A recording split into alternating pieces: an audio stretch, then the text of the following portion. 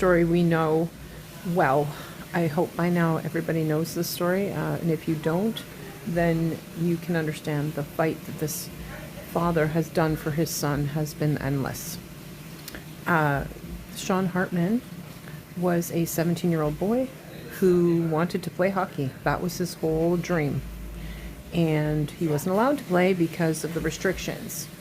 So he got a shot without his father's consent, and 33 days later, he was gone. Now, the doctor, Dr. Peter McCullough, reviewed Sean's autopsy and concluded the cause of death was fatal vaccine myocarditis.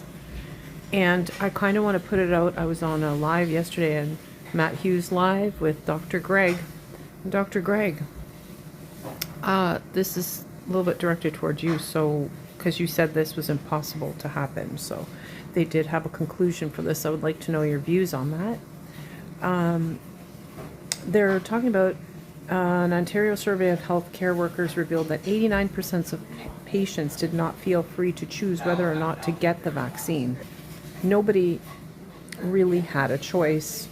You can say it's a choice, but what you're doing is you're giving up like your way of living, like your standards way of living, things that you have the right to have. You have the right to work, to eat, to be able to feed your family. You can't tell someone they can't get a job or work. So you can argue that situation, but in reality, you know that it isn't right to do that and put those kind of stipulations on people. Of course, some people said they did it for the greater good, but they didn't. They did it to travel. So there's a lot of people that I know who at least have are able to admit that if the travel was included, they would have never got it. So that's why I really can't stand when people try and act like they're holy sanctimonious because you didn't do it for your grandmother. Okay? So the family... This week's Ontario Court of Appeal dismissed Dan's lawsuit against federal health officials, stating that the government's duty of care is to the public at large, not to individual citizens. Well, who do you think that is? Every individual is a public at large put together. So everybody's health matters. The family now has until April 24th to decide whether to appeal to the Supreme Court of Canada. That appeal could cost $15,000, $30,000. I know it's past the 24th, but with no guarantee of success.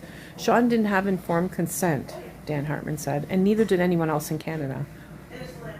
And the court rejects the liability claim over this teen's vaccine death. Of course they do, because they know they're guilty. It's ridiculous to even remotely think that you didn't have a part in this child's demise.